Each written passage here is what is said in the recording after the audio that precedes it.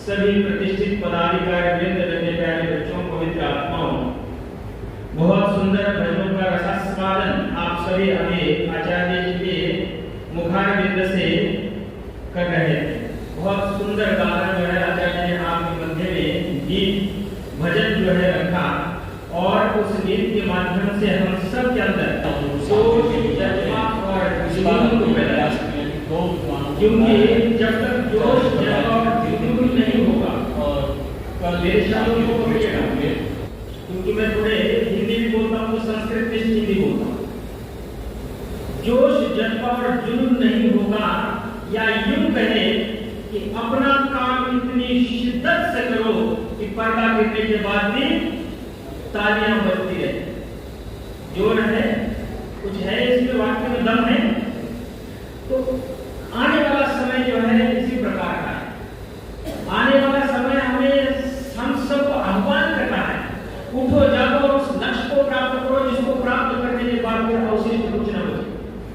आने वाली पीढ़ियों को ऐसा शिक्षा दीक्षा दो, उनको ऐसे महान संस्कार दो कि उनको आपके ऊपर गर्व हो। कभी ये ना हो कि हमें धनवान तो दे दी, कोठी तो दे दी, लेकिन उसके बचाने को उपाय यदि बताते तो हमारा कल्याण होता।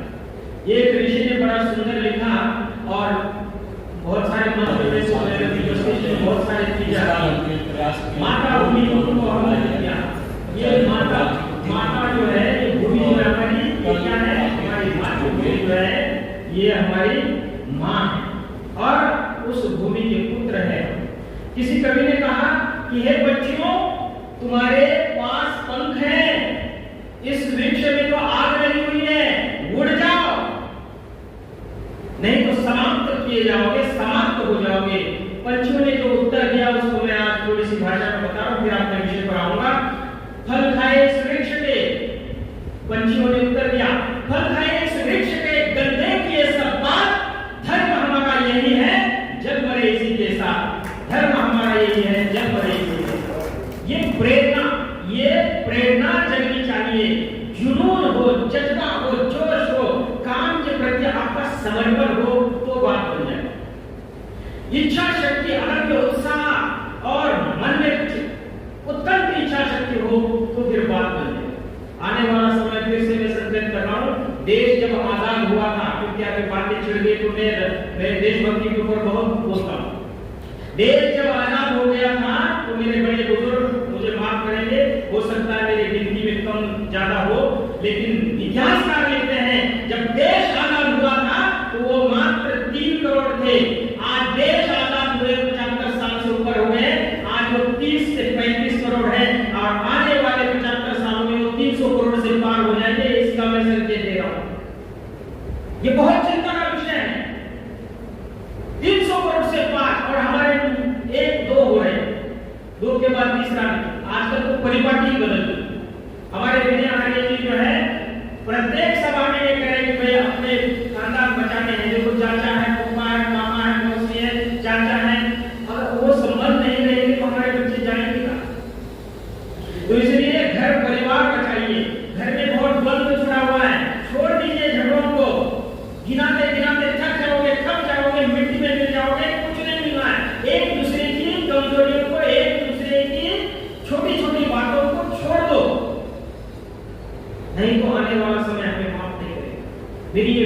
है, मेरी एक तड़प है, और मैं जब बोलता हूँ तो इसके ऊपर मैं घंटों घंटों जो है जा देता हूँ। मांडे की जेल में लोकमान्य बाल गंगाधर तिलक जी के पास खत आया, खत आकर के जो है जेल के खत उनके पास दिया। ये भी संगति का असर है, ये भी संगति के साथ रिलेटेड है। खत दे दिया, खत दे करके थोड़ी सी बात बता रहा हूँ, फिर आगे विषय जाता हूँ। खत दे दिया और खत को पढ़ करके लोकमान्य बाल गंगाधर तिलक ने वैसा का वैसा रख दिया, और वहां पर मांडे के जेल में दुकान के हुए तिलक जी से कहा कि अरे तुम्हारा पत्थर दिल है, तुम्हारे एकमात्र सहारा जीवन का, अब देखिएगा बुढ़ापे में एकमात्र सहारा जीवन का वो पत्नी है, वो चल बसती है, और चलने के बाद तुम्हारे आंखों में दो आंसू नहीं है, बहाने के लिए दो आंसू नहीं है। इस पर जो उत्तर दिया उसमें जो है आपको यहाँ से ये उत्तर सुनकर के कुछ प्रेरणा लेकर के बच्चों को ले जाकर सुना। लोकमान्य बाल गंगाधर तिलक कहते हैं, अरे जनक, मेरे पास आंखों में बहुत आंसू थे, जिसकी आजादी के लिए मैंने आंखों के अश्रुधारा मेरी कभी बाहर कर दी थी, लेकिन आज मेरे आंखों से अश्रुधारा नहीं है, क्योंकि आज मेरा कोई गया है, और कल किसी और को बचाने के लिए अब मैं जो अश्रुधारा नहीं पाऊंगा। मैं जो है कठोर हूँ इसलिए क्योंकि मेरा भारत देश को ये नहीं कहेगा कि अपना मर गया तो इन्होंने जो अश्रुधारा बहाई और इतने सारे लोग शहीद हो गए, तो एक भी तिलक के आंखों से एक भी अश्रुधारा नहीं है। तो बहुत सारा विषय है, माताओं सज्जनों धर्मात्माओं, बहुत सारी बातें हो सकती है। समय निश्चित बहुत अपनी गति से बढ़ रहा है। मैं पहले दिवस में आया, पहले दिवस में कितने जन थे, सच्ची बात बताइए। आप टॉपिक पे आते हैं, बहुत सारी बातें हैं। पहले दिन में कौन कौन आए थे, हाथ खड़ा कर। बहुत सुंदर, बहुत सुंदर। तो इसका मतलब जो है ज्यादातर नहीं आए हैं। तो पहले दिन मैंने जो बोला फिर वो तो रह गया। अब क्योंकि मेरा तो जो है आज वो आचार्य जी बड़ा मजाक में बोलते कि आज तो मेरा चौथा है। तो मेरा चौथा तो नहीं है, जो है आज ये देखो आज मैं उस बात के लिए बात मैं कोई बहुत बड़ा वो नहीं है। मेरे में भी कमी है, देश के हर लोगों में कमी हो सकती है। हमें अच्छाई को ग्रहण करना है, अच्छाई को चलना है, अच्छाई को लेके जाना है। परिपूर्ण कोई नहीं है संसार में, मैं यही संकेत कर रहा हूँ, पूर्ण कोई नहीं है। हर एक इंसान के अंदर कोई ना कोई कमी है। कमी को आप जैसे हमने कभी संकेत दिया था, जैसे चप्पल जूते बाहर निकालिए, कमियों को बाहर निकाल के आओ। यहाँ आओ तो उपनिषद होकर क्या है, कल की सभा में मैंने बोला था उपनिषद होकर या अपना सब गुस्सा झगड़े डंडे परेशानियां सब बाहर छोड़ो। मंदिर में आए तो मंदिर का रसास्वादन करो, चित्त की वृत्तियों को एकाग्र करो, मन को एकाग्र करो, पवित्र परमात्मा में लीन हो जाओ, और जब उसके दास बन जाओगे तो वो देवता बनाने में फिर देरी नहीं करता। ये ध्यान उसका दास बनना है। कल भी मैंने कहा था, प्रभु हम हैं दासा, प्रभु हम तुम स्वामी हम दासा, ऐसी भक्ति करे रे दासा। ऐसी भक्ति करनी है। मैं थोड़ा सा ऐसे क्या कहते हैं, आंखों में प्राण ला करके सुनने वालों में सुनो। आंखों में प्राण हो, कानों में प्राण ला करके सुनना, और आंखों में प्रेम की भावना उत्पन्न हो। सही बात है। तो इस बात को लेकर के आगे चलते हैं। पहले दिन जो नहीं आए हैं उनके लिए मैं ये कहूंगा, किसी ने पूछा तेरा धर्मार्थ कितना है, छोटी सी बात कहते हैं। किसी ने पूछा तेरा धर्मार्थ कितना है, किसी ने पूछा तेरा जानो जलाल कितना है। जानो जलाल का मतलब शानो शौकत कितना है।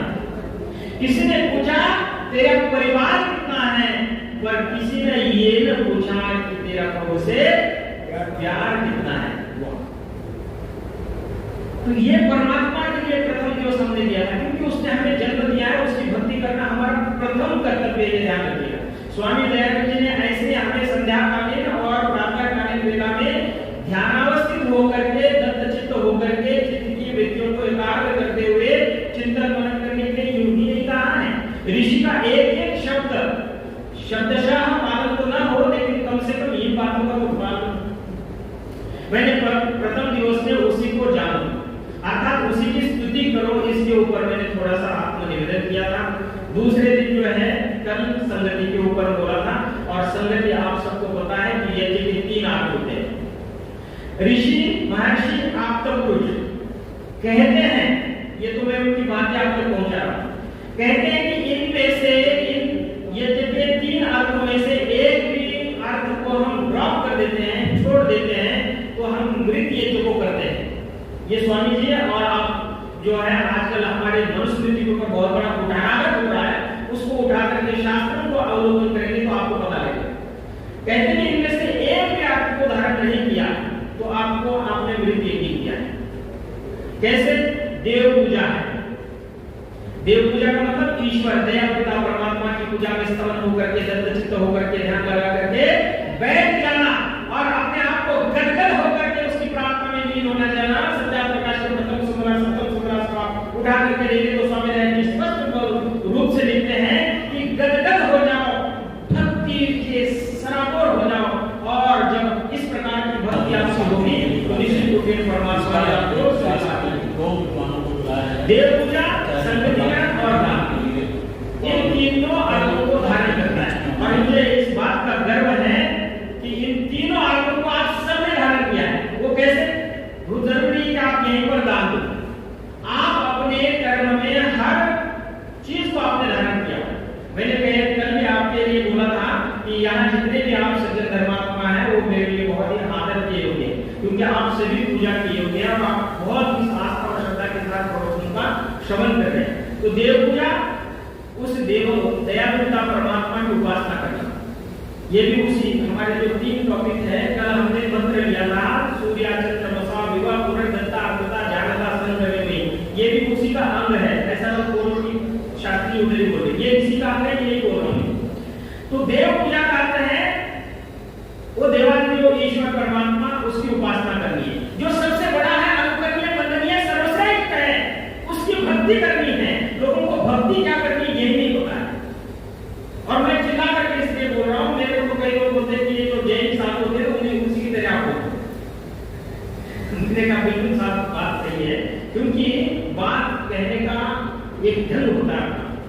तो यदि आपने देवादिदेव ईश्वर जो दयालु है, सबसे बड़ा है, अनुकरणीय, वंदनीय, सर्वश्रेष्ठ है, पूजनीय है, उसकी पूजा अर्चना करनी है। आप ईश्वर को, परमात्मा को किसी ने देखा है? मंत्री जी, प्रधान जी, माता जी किसी ने देखा है? नहीं देखा है। तो उसने कहा कि तुम्हें मैं ऐसे दो देव देवता दे रहा हूं, बल्कि 3 दे रहा हूं, इन्हीं की पूजा कर तो मुझे तू पालेगा। पहला देव पूजा का अर्थ बताया कि अपने माता पिता की सेवा सम्मान करो। मैंने पिछली बार भी ये घटना सुनाई थी कि मैं डीएवी राजनगर साईं बाबा में पढ़ाता था। पढ़ाने के लिए दौरान हमें 3 दिन का अवकाश मिलता था। 3 दिन का अवकाश इसलिए मिलता था क्योंकि वहां से कांवड़िया लोग गुजरते थे और कांवड़ लेकर के जाते थे हरिद्वार। मैंने एक नौजवान को पकड़ा और पकड़ करके कहा कि कहां जा रहा है? वो मुझे कटाक्ष करते हुए बोला कि दिखता नहीं कि मैं हरिद्वार जा रहा हूं। मैंने कहा जाकर के करोगे क्या? तो बोलता गंगा में डुबकी लगाऊंगा, स्नान करूंगा, वहां का जल लाऊंगा, अपने गांव की मूर्ति बनी है उसके ऊपर जलाभिषेक करूंगा और जो है अपने कर्तव्य की श्री करूंगा। मैंने कहा जिस शिद्दत के साथ, जिस समर्पण के साथ, जिस भक्ति के साथ, जिस भावना के साथ तू यहां से नंगे पैर वहां पर जा रहा है, इतनी शिद्दत के साथ, इतनी समर्पण भावना के साथ, इतनी ही मेहनत के साथ और इतनी ही पवित्रता के साथ कभी अपने माता पिता को एक जेल का लोटा मारकर पूछा? तो उसका उत्तर था ऊपर से नीचे मुड़ जो घूर रहा है। ये कुछ उदाहरण अपने जीवन की भी बहुत जरूरी है। शास्त्र में तो भरे पड़े हैं, इससे प्रेरणा नहीं। वो मुझे घूर रहा है और घूर करके कहता है कि नहीं शास्त्री जी तो ऐसे कभी किया है। अरे मैंने कहा मेरा है वहां जाना तो नहीं था, मैं थोड़ा आगे चलते तो मेरे पीछे पीछे आ गया। मैंने कहा मेरे पीछे क्यों आ रहे हो? बोलता है नहीं आपने तो अपने यहाँ पे बोल दी। असली तीर्थ तो माँ बाप के साथ नहीं है, असली मजा तो माँ बाप के साथ नहीं है। इनकी पूजा कर ली तो फिर उसको प्राप्त कर लिया और इनको रुचि दे कर दिया तो फिर वहां जाना भी बेकार है, निष्फल है, निरर्थक है। यही एक छोटी सी घटना, एक नन्ही सी प्यारी सी बच्ची जो है, एक नन्ही सी प्यारी सी बच्ची जो है देशाटन के लिए चली गई। देशाटन का मतलब हरिद्वार चली गई, समझिए का उदाहरण दी। और जाकर के माता पिता ने अपनी दादी को क्या कहा, उसकी दादी को क्या कहा कि तुम्हारी माता जी को जो है कहां गई है? मंदिर गई है, देशाटन के लिए गई है। अब हुआ ऐसे कि वो बच्ची उसी आश्रम में गई जहां पर वो माता जी खड़ी हुई थी। माता जी बेहाल और बच्ची और माता जी एक दूसरे को देख रहे हैं। देख करके जो फूट फूट करके रोए, ये सच्ची घटना है, ये कुछ साल पहले की घटना। और फूट फूट करके रोए, अब एक दूसरे को गले लगा करके बोला। और वही बच्ची ने अपनी मां को, उस दादी मां को घर में लेकर के आ गए तो दोनों माता पिता जो बच्ची के थे वो शर्मिंदगी से उस बच्ची के चरणों में गिरे। आज जो है हमारे घर टूटते जा रहे हैं, हमारे बच्चों के संस्कार नहीं हो रहे हैं, आज हमारे बड़े बुजुर्गों का मान और सम्मान नहीं हो रहा है। नहीं तो आप देखिए, आपके लिए नहीं बोल रहा हूं, ये विचित्र बात बोलना मुझे, संसार में ये हो रहा है और संसार में नहीं हो रहा है तो फिर इतने आश्चर्य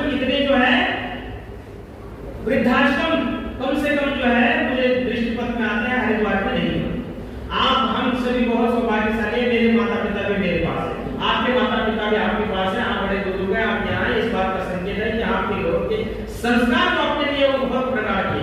देव पूजा के बाद आता है संगतिकरण। अब ये दो टॉपिक मैंने कल भी बोला था, इसी के ऊपर ऋग्वेद का प्रथम मंत्र बोला। मेरी गति ज्यादा तेज तो नहीं हो रही है, थोड़ा धीरे बोलो। ऋग्वेद में हमने कल मंत्र बोला। मंत्र क्या था? ओम स्वस्ति पन्थामुचरेम सूर्या चंद्रमसाविव पुनर्दतार्णता जानता संगमे मयि। ये जो देव पूजा और संगतिकरण और दान है, अब इसके ऊपर ही ये रिलेटेड है। क्या इस मंत्र में बोला हमने माता जी? इस मंत्र के अंदर हमने प्रार्थना की परमात्मा से कि हे परमात्मा हमारा जीवन सूर्य और चंद्रमा के समान बने। ठीक है जी? ठीक है। सूर्य और चंद्रमा की उपमा दी गई और सूर्य और चंद्रमा से हमने कामना की कि जिस प्रकार से सूर्य दिन रात जनता को, प्राणी समूह को प्रकाश का मार्ग दिखा रहा है, अज्ञान अज्ञानता और इग्नोरेंस और डार्कनेस को दूर कर रहा है, इसी प्रकार हम इसमें ज्ञान रूपी सूर्य करके अज्ञान रूपी तिमिर को दूर करने का प्रयास। बहुत सारे बने श्लोक, बहुत सारे अभी मंत्री जी, प्रधान जी जो है न स्थातव्यम न गंतव्यम इसका जिक्र कर रहे हैं। क्षणम अपि दुर्जनैः सन्। आप उसी को एक श्लोक कोट करते हुए आगे मैंने बहुत सारे श्लोक पढ़े हैं, बहुत सारे चीजें ध्यान रखी है। तो एक श्लोक आया दुर्जनः परिहर्तव्यो विद्यालं कृतोऽपि सन् मणिना भूषितः सर्पः किमसौ न भयंकरः। कि विद्या से अलंकृत व्यक्ति है लेकिन दुष्टाचरण भी उसके साथ में पाला हुआ है। तो सर्प किमसौ न भयंकरः, मणि से भूषित सर्प है, क्या वो सर्प भयंकर नहीं? अर्थात विद्वत्ता है लेकिन आपने उस कुटिलता को भी धारण किया है जिसको नहीं धारण करना। उस कुटिलता को दूर करना है और कुटिलता युक्त पाप रूप कर्म यदि आप करोगे नम उक्तिम विधेम, हम लास्ट मंत्र बोलते हैं अग्नि नम उक्तिम विधेम। हम प्रभु कुटिलता युक्त पाप रूप कर्म में लिप्त न हो, और जो लिप्त होता है या ज्ञान बुझ करके लिप्त हो रहा है ये बहुत पाप का विषय है, क्योंकि शास्त्र जो है मापने के आप जिसके कारण आपका पूरा का पूरा जीवन बना, पूरा का पूरा आप जिनकी वजह से बने उनके प्रति अगर आप शब्द बोलेंगे तो फिर माफी यहां नहीं है। इसलिए विद्यालय कृतोभिसन मणिना भूषितः सर्प विद्यालय कृतोभिसन किमसौ न भयंकरः। ऐसे दुर्जन व्यक्ति का त्याग कर देना ये प्रथम कर्तव्य है। श्रेष्ठ बात यह है कि हमारे जो ऋषि हैं, आप्तजन हैं, उन्होंने जो है दान के ऊपर बहुत बड़ी महिमा शास्त्रों में गए। आज कल मैंने इसके ऊपर भी संकेत दिया था, न स्थातव्यम न गंतव्यम। ये हमारा कल का टॉपिक यहीं पर हम समाप्त करते हैं, क्योंकि संगतिकरण का मतलब है जो जैसा संग वो ऐसा उसका रंग। संग का रंग व्यक्ति पर चढ़ता है, इतनी बात मैं संकेत रूप में कह रहा हूँ। जो जैसों के साथ रहेगा वो वैसों के साथ ही रहेगा। और एक कल श्लोक मैंने बताया कि नहीं बताया, मुझे याद नहीं है, फिर आज बताता हूँ। मृगा मृगैः संगम अनुव्रजन्ति गावश्च गोभिस्तुरंगास्तुरंगैः। और कार्यश्रे मूर्खाश्च मूर्खैः सुधिया सुधिभिः समानशीलै वेष्टेषु सत्यम। इसको लेकर के ये सत्संगति का टॉपिक आज के लिए यहाँ पर समाप्त होता है। इसका अर्थ बताता हूँ। इसका अर्थ यह है कि मृग मृगों के साथ चलते हैं, घोड़े घोड़ों के साथ चलते हैं, गधे गधों के साथ चलते हैं, समानशील व्यक्ति समानशील व्यक्तियों के साथ चलते हैं, मूर्ख मूर्खों के साथ चलते हैं और उन्हीं के साथ उनकी मित्रता भी होती है। पढ़ा लिखा बंदा जो है पढ़े लिखों के साथ रहेगा, अनपढ़ वाला अनपढ़ को चूज करेगा, और जो अपने आप को विद्या और उस परम तत्व से विभूषित करने वाला व्यक्ति है वो उसी तत्व को धारण करेगा। तो यहाँ पर संगतिकरण का मतलब यह है कि जैसा संग वैसा रंग, संग का रंग चढ़ता है, इसलिए हमारा संग बहुत अच्छा होना चाहिए। इसलिए विचारशील सत्पुरुषों ने कहा कि साधु नाम दर्शन स्पर्शा तीर्थ भूता ही साधु। साधु जो है तीर्थ के समान है। तीर्थ का फल तो बाद में मिलता है, लेकिन साधु समागम जो है महात्माओं का संग तो जो है उसी समय फलीभूत होता है। कल मैंने दो उदाहरण भी बोले थे, इसके लिए संगतिकरण फिर उसी के ऊपर आगे टॉपिक। फिर ये नहीं कहूंगा ना, फिर बात अधूरी रहेगी। ये बच्चों के अंदर ये जनजागृति जानी। अभी एक छोटी सी घटना बताता हूं और फिर एक ही उदाहरण बताता हूं, थोड़ा दो नहीं बताता। एक संगतिकरण का बच्चों एक उदाहरण जो है ये बहुत आवश्यक उदाहरण है, क्योंकि बच्चे हमारे जो है अवनति के गर्त में गिरते जा रहे हैं।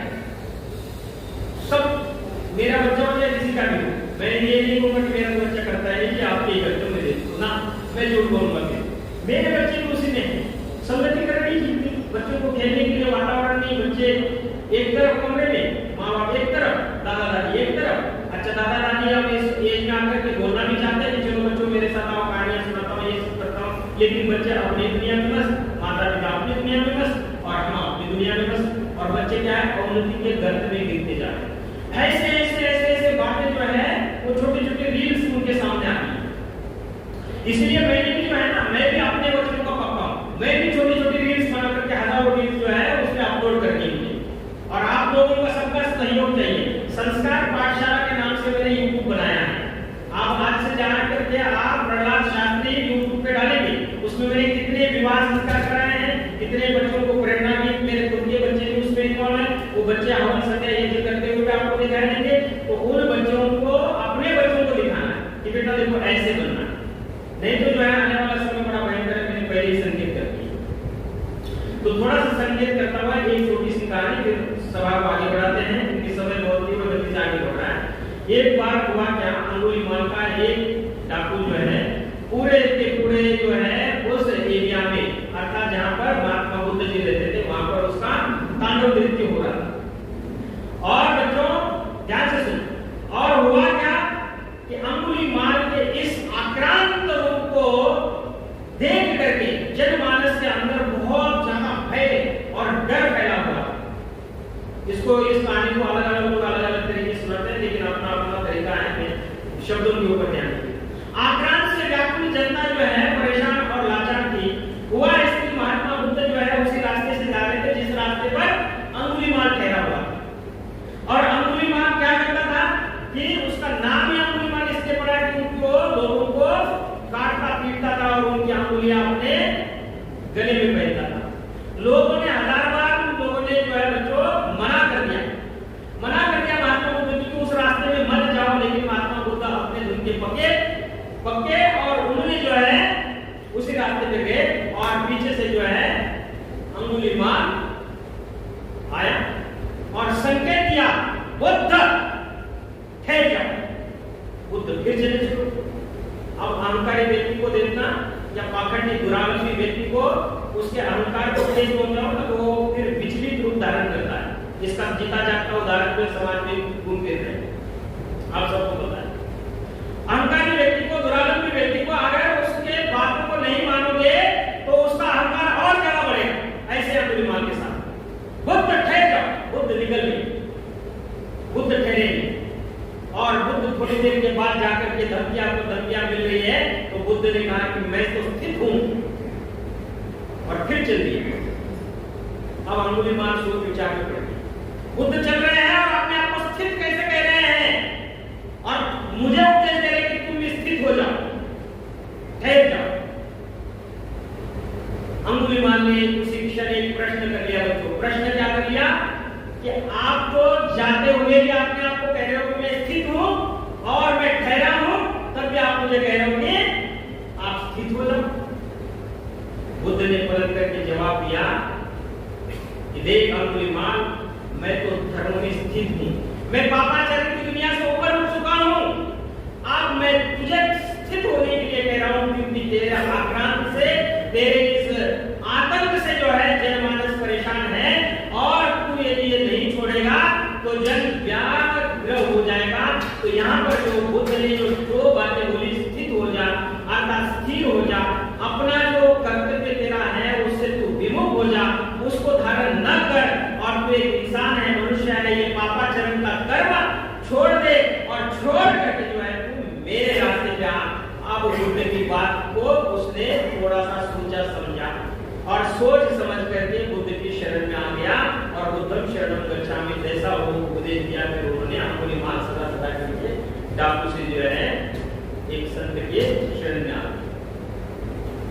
कहने का आशय अभिप्राय ये है कि दुराचारी अवलंबी व्यक्ति जो है दुराचार को तब तक धारण करता है जब तक वो अज्ञान में गिरा है।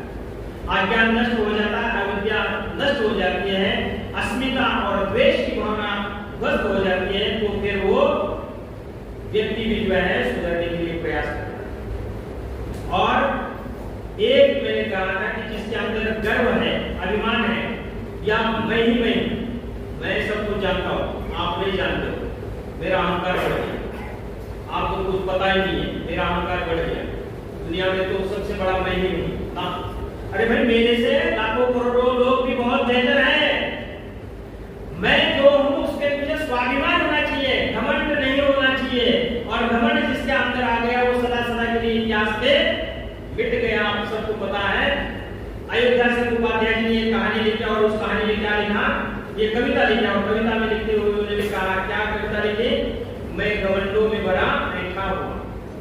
घमंडी व्यक्ति ऐंठता है, पता है, घमंडी है, मैं घमंड में आ गया, मैं ही मैं। कबीरदास जी कह रहे हैं अपने मैं को निकाल दे और उसको जान दे। तो मैं घमंडों में भरा ऐंठा हुआ, एक दिन जो था मेरे पर खड़ा, अचानक दूर से उड़ता हुआ एक दिन का आंख में नहीं पड़ा। मैं झिझक उठा हुआ बेचैन सा, लाल होकर आंख भी डूबने लगी। तब किसी तरह से निकल कर गया, तब समझ में मुझे ताने नहीं दिया। और एक तार को किसने इतना रहा, एक तिनका है बहुत। तो इसलिए जो है सज्जनों, आज का जो फिर से टॉपिक पे आने की संभावना तो और अधिक बढ़ती है, क्योंकि जो है बातें बहुत सारी हो जाती है, इसी से ये गिर जाएगी। तो हमने जो ददता के ऊपर चर्चा करी है, ददता का मतलब क्या हुआ माता जी, दानी बनो। बहुत सुंदर माता जी, बोलिए दानी बनो। जिन्होंने बोला वो करेंगे, और जिन्होंने नहीं बोला वो फिर से बोलेंगे। बोलो ददता दानी बनो।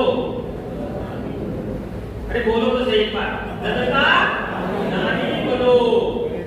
अब दान का मतलब केवल रुपया पैसा नहीं है कि पंडित जी को 100-200 रुपए दे दिया, उससे हमारा कुछ नहीं हो जाएगा, न तो आपको देकर के संतोष मिलेगा, ना हमें देकर के संतोष मिलेगा। दान का मतलब यह है आपने समय का दान दिया। दान का मतलब आजकल ये रुपया पैसा तो बहुत निम्न स्तर का दान है।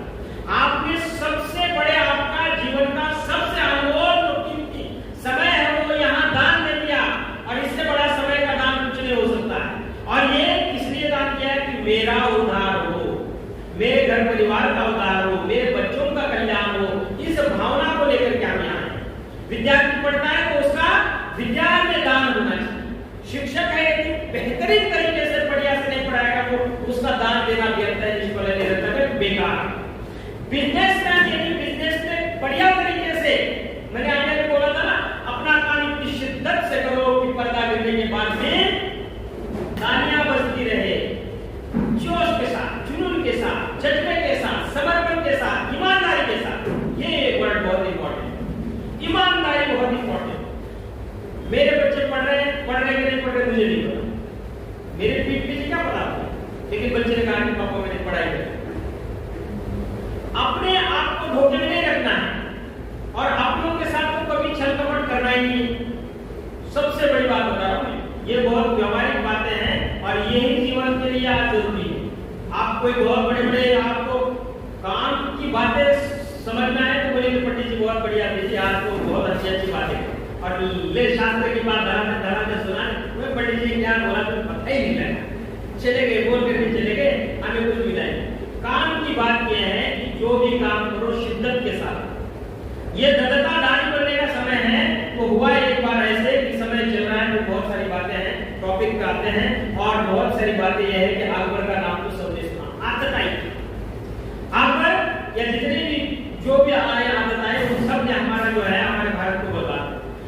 अकबर जो है जंगल से शिकार करने के लिए गया, दान की बात कर, शिकार करने के लिए गया और जाकर के जो है बहुत दूर तक चला गया, और जाकर के क्या हुआ कि भगवान उसको जो है बहुत प्यास ने जाकर पानी देखे तो पानी मिले नहीं। वहां पर उसको बहुत बढ़िया जो है कुटिया मिल गई, और कुटिया मिलकर के उस कुटिया के साथ में गया और थका प्यासा उस किसान से जो है गुहारने लग गया कि महात्मा मैं आपसे दरबार में आया हूँ, मैं हूँ तो राजा लेकिन पीने के लिए पानी नहीं। देखो कितनी बड़ी बात, मैं हूँ तो राजा लेकिन मेरे पास पीने के लिए पानी नहीं है, खाने के लिए अन्न नहीं है।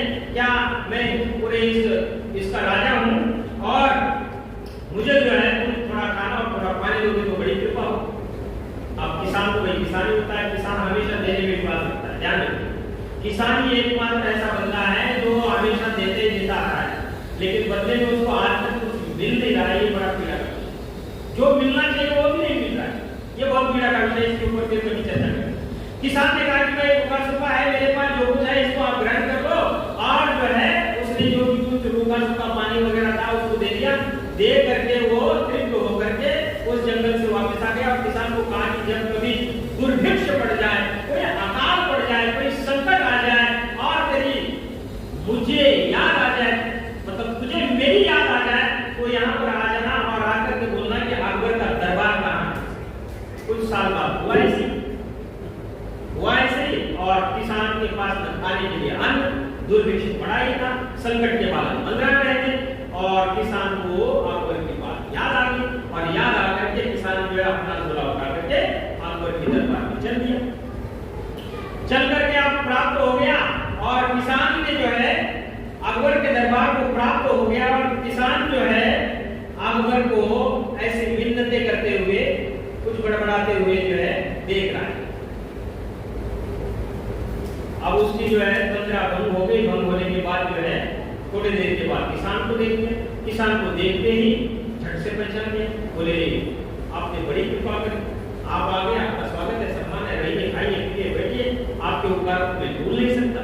देखिए, किए हुए उपकारों को भूलना ये सबसे बड़ा पाप। मेरे शब्दों को मैं उसी क्षण बोल देता हूँ, किए हुए उपकारों को मानना ये कृतज्ञता है और किए हुए उपकारों को न मानना ये कृतज्ञता है। आज समाज में बहुत सारे ऐसे लोग हैं, चाहे विद्वानों को देख लो, चाहे दुनिया भर के लोगों को देख लो, आप किए हुए उपकारों को मानते नहीं है, ऊपर से आपको और 10 ताने और सुनाने। तो यहाँ पर तो अकबर जो है बड़ा होशियार निकला और होशियार निकल के तो उसने बोला कि खाइए पिए मौज मस्ती करिए और मेरा ये दरबार है, किसी चीज की कोई कमी हो तो बताइए।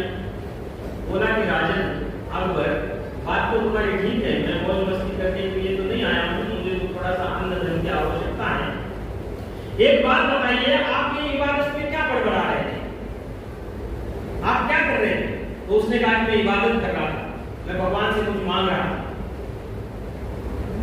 बस बात उसको क्लिक हो गई, मैं उसी से मांगू, अब तेरे सामने मैं झोली नहीं बैठा हूं। खाली हाथ निकल गया, अकबर का ताना सुन रहा था। अकबर ने कहा कि भाई कुछ लेके तुझे ना, बोले तू जिसको मांग रहा था मैं भी उसी को मांगू। अब यहाँ पर ध्यान देने की बात है, इंसान को मांग मांग करके मांगोगे क्या और इंसान की देवी क्या होगा, है नहीं क्या? कितनी बड़ी बात। इंसान देगा तो देगा ही क्या? मांगो उस परमात्मा से, मांगो उस परमात्मा से जिसके अंदर धन धान्य ऐश्वर्य के ठाट बाट के जो है भंडार भरे पड़े हैं, और जब वो देता है तो लेने के लिए फिर झोली भी कम पड़ जाती है। कुछ मजा आया, कुछ बढ़िया बात लगी, जल गई। तो उस मांगो उस परमात्मा से, और इसीलिए जो है शास्त्रकारों ने लिखा यह क्या होगा भरभर हुए नाथ में लब्ध नामा, मांगो उस परमात्मा से। मैं अगर प्रधान जी से मांगूंगा तो मेरा मांगना बहुत श्रेष्ठ है, क्योंकि मुझसे वो बहुत श्रेष्ठ है। अब यहाँ पर ये जो वचन है उसको मैं घटा करके दिखा रहा हूँ कि कैसे मांगना है। आपको कभी मांगना न पड़े, मैं ईश्वर से प्रार्थना करता हूँ कभी किसी के आगे हम हाथ को न फैलाएं, या हम परमात्मा के हम सबके ऊपर दया दृष्टि आनंद ऐश्वर्य भरा पड़ा हो, हमारे घर पर में सबके घरों में धन धान्य अनंत ऐश्वर्य भरा पड़ा हो, लेकिन फिर भी मैं प्रधान जी को कुछ मांगता हूँ। अब भाई प्रधान जी को मैं मांगा, प्रधान जी को मैंने कहा कि प्रधान जी आप मुझे जो है ना बहुत जरूरत पड़ी है, मुझे 5 लाख रुपए दे। अब प्रधान जी जो है मांगने के बाद उनका मन तो हृदय तो व्याकुल है कि भाई शास्त्री जी ने कभी नहीं मांगा और भले हैं तो 5 लाख तो क्या बड़ी बात है। लेकिन प्रधान जी के पास उस समय में पैसे नहीं है, वो चाहते हुए भी मेरी मदद हेल्प नहीं कर सकते। अब यहाँ पर ऋषि ने जो वचन कहा उसको ऊपर मैं घटा के दिखा रहा हूँ, याचा होगा भरभर तुले नाद में रब्द कामा। यदि मैंने श्रेष्ठ व्यक्ति से मांगने के बाद भी मेरी प्रार्थना सफल नहीं होती है, सिद्ध नहीं होती है, प्रार्थना को स्वीकार नहीं होता है, तब भी मेरा मांगना श्रेष्ठ है। लेकिन मैंने वही प्रार्थना किसी नीच निकृष्ट अधम व्यक्ति से मांगी और मांगने पर वो प्रार्थना सिद्ध हो गई, सफल भी हो गई, तो भी मेरा मांगना बेकार है, निष्फल है, निरर्थक है, क्योंकि मैंने उससे नहीं मांगा जो मेरे को दे सकता, उससे मांगना है। इसलिए जो है अपने से जो अधम व्यक्ति है उससे मांगने पर भी प्रार्थना सिद्ध होती है, तो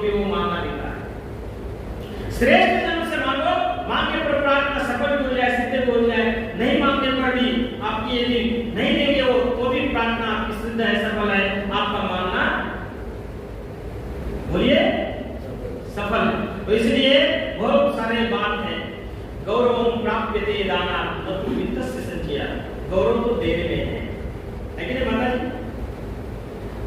देने में जो मजा है वो लेने में नहीं। आप कभी दे करके देखिए, आपका मन प्रसन्न होगा, चित्त आपका उदार वृत्ति का बनेगा और वसुधैव कुटुंबकम की भावना को आप जीवन में धारण करेंगे।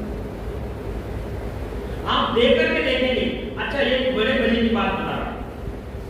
अभी मैं रास्ते से आ रहा हूं और आते आते किसी जरूरतमंद के 500 रुपए गिर गए और उठा करके मैंने जेब में रख दिया।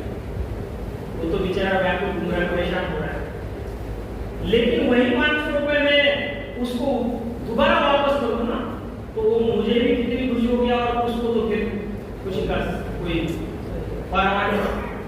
इसलिए विचार से सत्पुरुषों ने कहा कि गौरव प्राप्यते दानात् न तु वित्तस्य संचयात् स्थितिति हि वयोदानां वयोधिनां अरस्थिति। बादल बरसते हैं तो सागर भरता है, बात आई समझ? इसलिए बादल बनी। पुस्तकस्थाप्य या विद्या परहस्त गतम करम न काले काले समुत्पन्ने न सा विद्या न तद्धनम। पुस्तक में रखी गई विद्या और दिया गया धन यदि काम करने पर वापस नहीं आता है तो दोनों निष्फल निरर्थक बेकार है, ऐसा ऋषियों ने कहा है।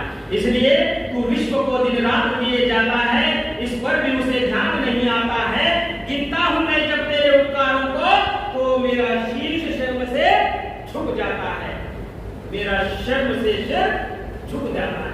मानो उस दाता में अभी पीछे आपने प्रधान जी श्रीमान जी तो प्रधान जी, मेरे दाता के दरबार में सब लोगों का खाता। कितना सुंदर भजन है। मेरे दाता के दरबार में सब लोगों का खाता, जो जैसा कर्म करता वैसा ही फल पाता। हाँ, तो ये पंक्ति आपको भजन का मेरा विषय है नहीं तो थोड़ा सा मैंने वो देने वाली बात है। दाता का दरबार तो भरा पड़ा है। इसलिए फिर क्या कहा, यह गिनता हूं मैं जब आपके उपकारों को, यह शीश मेरा शर्म से झुक जाता है। और देना कैसे है तो कहते हैं कि श्रद्धया देयम अश्रद्धया देयम। श्रद्धा से दो चाहे अश्रद्धा से दो। क्रिया देयम भ्रिया देयम। क्रिया और भ्रिया ये दोनों एक दूसरे के पर्यायवाची है। लज्जा से दो, आपको अभय से दो। और संविदा देयम, आपके मन के अंदर यदि तीव्र उठा है वो भी आपके मन के अंदर देने की भावना होनी चाहिए। तो इन बातों को लेकर के एक पिता ने अपने पुत्र को जो है चीजें लाने के लिए भेज दिया। ये तो जीता जागता मेरे सामने का उदाहरण है। कैसा उदाहरण है? तो एक पिता ने अपने पुत्र को 500 का नोट दे करके भेज दिया कि आप कुछ लेकर के आ जाओ। आप जो पुत्र था, पुत्र बेचारा जो है बड़ा जैसे मासूम बच्चे होते हैं, वो मासूम भी नहीं वाला, वो कुछ चीजें लाना है दुकान से, ला करके जो है घर तक ले जानी है। लेकिन उनको कुछ लाचार बेबस दुखी व्यक्ति दिख गए तो उसने वो दान वहीं पर कर दिया। देखो कितनी पवित्र भावना है। और खाली हाथ घर में लौट गया और पिता ने पूछा कि भाई कहाँ गए, सामान लेने के लिए भेजा था। बोले कि पिताजी मेरे से भी जरूरतमंद कुछ लोग थे, उनको मैंने भोजन के रूप में दान। इससे बढ़िया और कुछ उदाहरण हो सकता है? इससे बढ़िया संस्कार हो ही नहीं सकते। तो मेरे अपने घर के सामने की घटना है। तो इसलिए विचारशील सत्पुरुषों ने कहा कि भाई जो देना है उसमें कंजूसी नहीं करनी है। और देने के लिए जो भावना उठी, हम रामायण को देखते हैं, हम महाभारत को देखते हैं, देने की कहीं कोई कंजूसी है नहीं। दधीचि ऋषि ने अपना सब कुछ दान दे दिया, कर्ण ने अपना कवच कुंडल दान दिया और रंतिदेव ने अपना, रंतिदेव को देखो, रंतिदेव की तो कितनी जबरदस्त घटना है, आप लोगों ने सुनी है। रंतिदेव बहुत बड़े राजा हुए और अंतिम अन्न का अंतिम दाना बचा हुआ था, अंतिम घास बचा हुआ था और कोई दुखी और बहुत ज्यादा परेशान व्यक्ति उनके पास में गया और बोला कि महाराज बड़ी भूख लगी है। 48 दिन भूखे रहने के बावजूद भी रंतिदेव ने अपना भोजन का अन्न उसको दान में दिया, मतलब दे दिया। इतना बड़ा इतिहास हमारे सामने है, इतनी सारी बातें हमारे सामने हैं। तो इसलिए ददता दानी बने। इसके लिए हमारे अपूर्व की कोशो यानी गीत हमारे उसमें लिखा हुआ था और इस श्लोक के माध्यम से जो है ऋषि ने बताया, जिन्होंने श्लोक लिखा नीतिकार ने, वो कहा, उन्होंने कहा कि विद्या धर्म सर्व धन प्रदान, थोड़ा सा अभ्यास कर लिया करो पढ़ने का। मैंने कल क्या कहा था, सत्यान प्रकाश अमर रहे, अमर अपने आप में है, उसको पढ़ो, पढ़ने का प्रयास करो। वो कालजयी कृति है। विनय जी और मैं जो है शांति पाठ कर रहे थे स्टेज से, विनय जी ने कहा कि सत्यान प्रकाश अमर रहे। मैंने कहा रुक जाओ महाराज, बहुत सालों से आप प्रचार प्रसार कर रहे हो, वो अमर अपने आप में है। अब मैं बोलता हूँ उसके ऊपर पीछे बोलो सभी। मैंने कहा जनता को वहां इतने सारे लोग आए हुए थे, अब द्वारका के आगे पास गए उदाहरण में, मैंने कहा सत्यान प्रकाश पढ़ते रहो, पढ़ोगे तभी तो दूसरों का खंडन करोगे, नहीं तो वो तो लोग आगे निष्काम करने के लिए तैयार हुए बैठे। तो इसलिए शास्त्रकारों ने कहा कि विद्या धर्म सर्वधर्म प्रधान, सभी धर्मों में सर्वश्रेष्ठ धन यदि कोई है तो वो वेद विद्या का धन है, जो आप पढ़ रहे हैं, जो आपने जीवन में उतारा हुआ है। और इस धन की महिमा को गाते हुए ऋषियों ने और आगे के प्रदान किया हमारे मंदिर, उन्होंने कहा कि अपूर्व कोटि कोशोयम, थोड़ा ठीक बोला, थोड़ा ठीक, मेरे गाने का अभ्यास नहीं है, मेरा क्या है थोड़ा सा गाने का अभ्यास। अपूर्व कोटि कोशोयम विद्यते तव भारती, वेयतो वृद्धि मायाति क्षय मायाति संचया। क्या कहा नीतिकार ने कि ये विद्या रूपी खजाना जो है अनोखा है, अद्भुत है, और इसको शब्द फिर अनपैरेलल, पता नहीं ठीक है, किसके साथ इसकी तुलना हो ही नहीं सकती। ये विद्या रूपी खजाना जो है अद्भुत है, अनोखा है, अद्भुत है। हे विद्या देवी मां सरस्वती, तेरा वरदान छत्र छावती का आशीर्वाद मेरे ऊपर, मेरे पुत्रों के ऊपर बना रहे। ये कहा, और कहा कि विद्या दान करने से, बोलिए, दान करने से बढ़ती है और पास में रखने से घटती है। तो विद्या का दान करना है कि घटाना है, घटाना है कि बढ़ाना है, या हमारे ऊपर है, बढ़ाना है। बहुत अच्छा, तालियां बजाइए सब, बहुत सुंदर। विद्या रूपी खजाना बढ़ाना है, इसी को अंग्रेजी में कहा कि god is of learning, Bharati thy treasure knowledge is unprecedented, because when is paid it is increased and when is stored it is decreased। बांटिए, जो कुछ है उसको बांटने में विश्वास रखिए, बांटोगे तो बढ़ेगा, रखोगे तो घटेगा, ये प्रकृति का नियम है। अब इसमें मत बोला कि आप मेरा तो खजाना बैंक बैलेंस तो बढ़ ही रहा है, मैंने तो ऐसी कर रखी है, तो वो तो बढ़ रही है, आप घटने का कैसे बोल रहे हो? तो वो जो बढ़ रही है उसको औरों में बांट दो, ये भी बढ़े तो उसमें से थोड़ा सा अंश जो है कहीं जरूरतमंद को दान भी कर दो। क्योंकि आप लोगे, देखो मैं अब विद्वान तो नहीं हूँ, इतना पढ़ने का प्रयास कर रहा हूँ, आपने जो कुछ बातें हैं वो सुनने का प्रयास करता हूँ, और आपके प्रति पुनः मैं बहुत नतमस्तक हूँ। मेरी विनम्रता ये है कि मेरे को बनाने वाले भी आप जैसे लोग। मैं जब आज से 15-20 साल पहले गुरुकुल महाविद्यालय भालगढ़, जो ब्रह्मदत्त जिज्ञासु जी और किनका गुरुकुल, ब्रह्मदत्त जिज्ञासु जी और पंडित विजयपाल विद्यावारिधि और कपिल देव द्विवेदी, और आज वर्तमान में हमारे संस्थान के सर्वश्रेष्ठ धनी मतलब विद्यारूपी धन आचार्य प्रदीप जी वहां पर विराजमान। तो वहां हम पढ़ते थे, तो हमारे पास तो पढ़ने के लिए उस समय हमारे माता पिता तो नहीं किसान है, कहने में कोई हमें वो नहीं लगता है, संकोच नहीं लगता, किसान है, लेकिन पढ़ने के लिए पैसे नहीं थे। तो आर्य समाज मंदिर मानसरोवर गार्डन, वहां गुप्ता माता जी बड़ी प्रसाद को बेचारी नहीं है, और जो है आर्य समाज मानसरोवर गार्डन कि वहां गुप्ता जी है, अभी तो अशोक गुप्ता जी है, वहां उन्हीं पुत्र जो है वहां प्रधान, उनके घर परिवार से हमें 500 रुपए की छात्रवृत्ति जाती। तो मैं आज वहां से 500 रुपए का दान लिया, तो मैं आज जो है लोगों को, मेरे जो वहां विद्यार्थी पढ़ रहे हैं उनको 1000 रुपए का प्रबंध मैंने किया, क्योंकि मैं अगर दूंगा नहीं, लेकर के रखूंगा, क्योंकि अध्ययनम अध्यापनम ब्रह्मदान विशेषण, ये कहते हैं कि अध्ययन अध्यापन और देना और लेना ये दोनों होना चाहिए ब्राह्मण का कर्तव्य। अगर ब्राह्मण केवल लेकर के ही साथ में रखेगा तो वो ब्राह्मण नहीं है, वो आचार्य नहीं है। लेकर के अपने पास है तो भाई अपने से अधिक को जरूरत है तो उसको दान भी देना है। ये मेरे जीवन का अपना उसूल है, जो मैंने अपने बच्चों में भी थोड़ा बहुत अभी से डालने का प्रयास किया। तो इसलिए विचारशील सत्पुरुषों ने कहा कि हे प्रभु हमें दो, इतना दो कि हम देते देते थक जाए और अगले वाला बंदा जो है देते देते जो है थक जाए।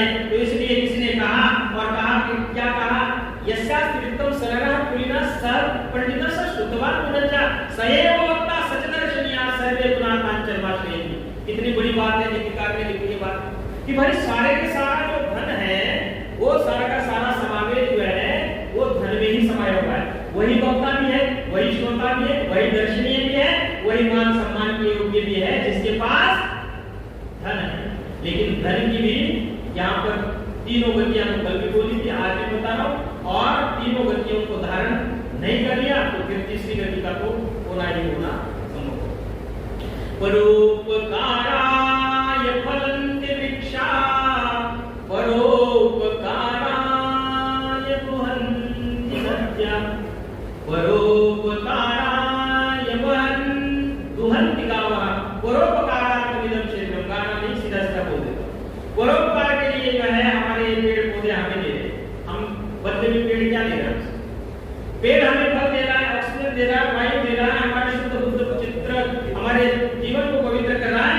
इसलिए जो है देना क्या है, तो इस ऋषि ने बोला हुआ है परोपकाराय फलं वृक्षा परोपकाराय वहन्ति नद्यः और परोपकारार्थमिदं शरीरं। ये परोपकार के लिए सब कुछ है। तो इसलिए इंद्र श्रेष्ठानि द्रविणानि, हम सभी मंत्र बोलते हैं, सबको मंत्र याद है। इंद्र श्रेष्ठानि द्रविणानि देहि। देखिए आप नहीं बोलते तो ये दो मंत्र तो जरूर बोला करो।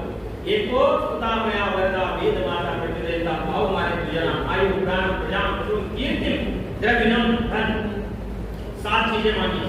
और फिर इंद्र श्रेष्ठानि द्रविणानि देहि चित्तिम दक्षस्व सुभगतम अस्मे कोशम रयनाम चित्तोनाम स्वात्मान वाचा सुदिनत्वना। हे इंद्र परम ऐश्वर्यशाली परमपिता परमात्मा, आप हमें पुष्कल मात्रा में अन्न धन धान्य दो जिससे कि हम अपने पास रखते हुए अपना भी गौरव करें और अगले आने वाली पीढ़ियों का भी गौरव करें। इसलिए हमें देने की भावना रखनी है। और धर्म व्याध ने सब कुछ दे दिया। सीता ने अपने अलंकार दान दे दिए, शबरी ने बेर का दान दे दिया, पत्थर का दान जो है सोने में परिवर्तित हो गया। ऐसा वो संत महात्मा हमारे देश में जन्मा। और हमारे तैलंग ऋषि ने क्या मांगा, तो तैलंग ऋषि का प्रसंग सुना करके मैं अपनी वाणी को विराम देता हूँ। और उन्होंने जो प्रसंग बोला, मैं ज्यादा तेज से बोला मेरे सर दर्द हो रहा है। तो तैलंग ऋषि का प्रसंग ये है कि बोले कि जोली में प्रधान जी दान दो, मंत्री जी दान दो, माता जी दान दो और माते भिक्षाम दे। अब माना क्या आपको बता रहा हूं, आप जन साधारण या जन सामान्य इंसान मांगता है धन, लेकिन तैलंग ऋषि जो हुए ये बड़ा प्रसंग गजब का है। उन्होंने कहा कि अहंकार दान करो, अहंकार दान करो। बोले ये तो बड़े विचित्र ऋषि है, अहंकार तो हमारा बढ़ना चाहिए, हमारे पास धन है, हमारे पास पैसा है, हमारे पास रुपया है, हमारे पास गाड़ी है, हमारे पास बंगले, नौकर चाकर है, हमारा तो अहंकार बढ़ता है। तो आपने ये क्यों मांगा, बस ये क्यों मांगा ये खुद पूछोगे तो फिर बात समझना। किसी को मांगा आपका क्रोध दे दो,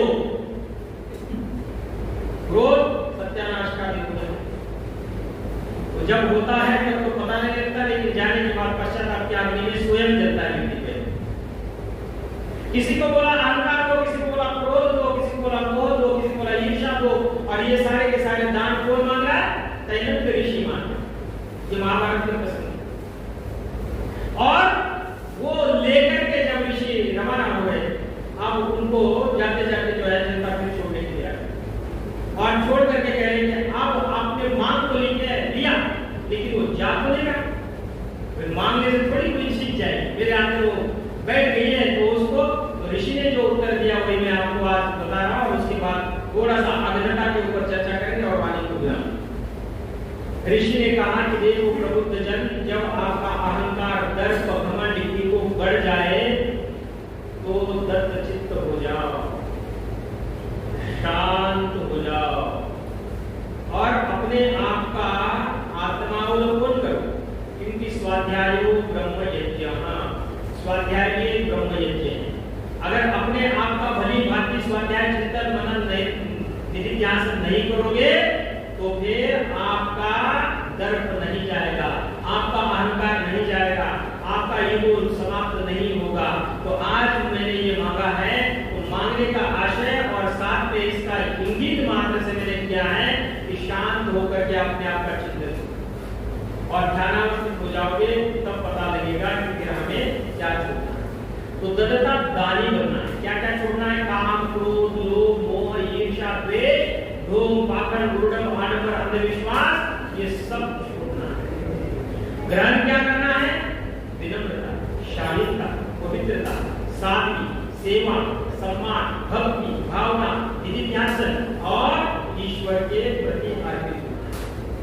मैंने कल भी संकेत दिया था और संकेत दिया था कि मैं यदि कामराज साहब को पूछूं कि कामराज जी आपको आपके एक में क्या चाहिए, तो कामराज जी का एक ही मुझे उत्तर हुआ कि इस जीवन में आकर के आप मेरी जो अंतिम इच्छा है, मेरे पुत्र मेरे साथ बैठे, मेरे नाती पोते मेरे साथ बैठे, वो 2-4 सबके लड़ाए, मैं उनके साथ हंसू खेलूं और उनका जो दिया हुआ ये अद्भुत दान है वो मुझे और 4 चांद मेरे जीवन में। आज मेरे पिता का उदाहरण बता रहा हूं। पुत्र एक अमेरिका में बैठा है, एक पुत्र जो है कहीं लंदन में बैठा है, दूसरा कहीं किसी और कंट्री में बैठा है। ये सोहल साहब है, मेरे परिचित हैं, पूर्वी दिल्ली में रहते हैं। 13 साल तक सारे समाज मेरा पढ़ाने से थे। और उनकी वेदना ये है आज कि कहते हैं कि शास्त्री जी आप आते हो तो मुझे बहुत ज्यादा सुकून लगता है, क्योंकि मेरे और उनके बड़े अच्छे संबंध है, बड़े घनिष्ठ संबंध है। और वो जो कुछ आपके घर में है सब कुछ शास्त्री जी के साथ ला करके रखते और वो बातें करने के लिए उत्साहित होते हैं। कहते हैं मेरा पोता भी है, मेरे बच्चे भी हैं, लेकिन मेरे से कोई बातचीत नहीं।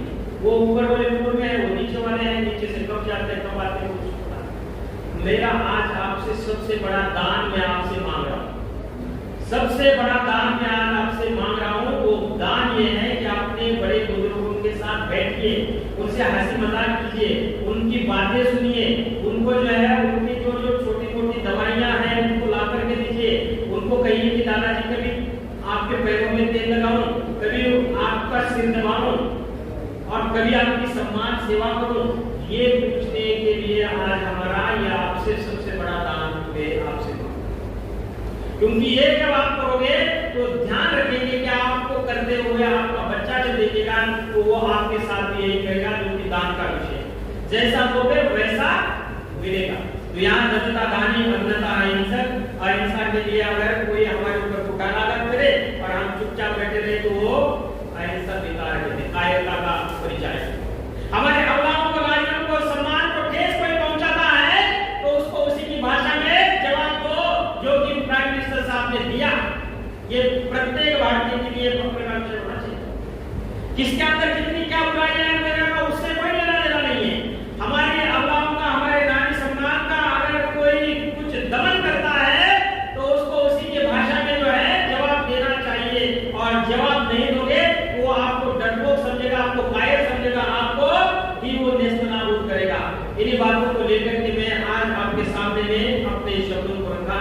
प्रथम दिवस में ईश्वर की चर्चा दूसरी है, द्वितीय दिवस में भी और तृतीय दिवस में भी आप कुछ सत्संग और कुछ दान के ऊपर मैंने अपने शब्दों को आपके मध्य में रखा।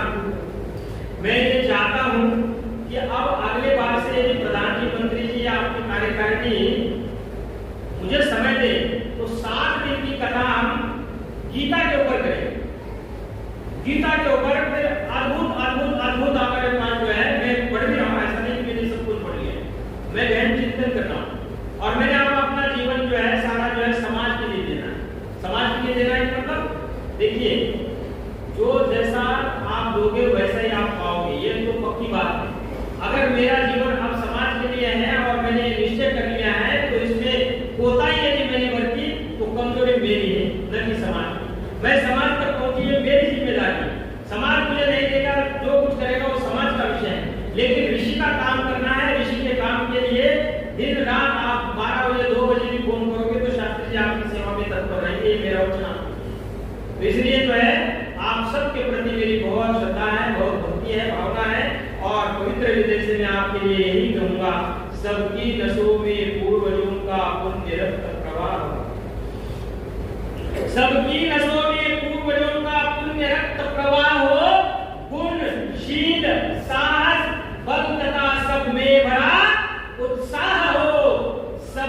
हृदय में सर्वदा, सबके हृदय में सर्वदा सब वेदना की दाह हो, हमको तुम्हारी चाह हो, तुमको हमारी चाह हो। इन्हीं शब्दों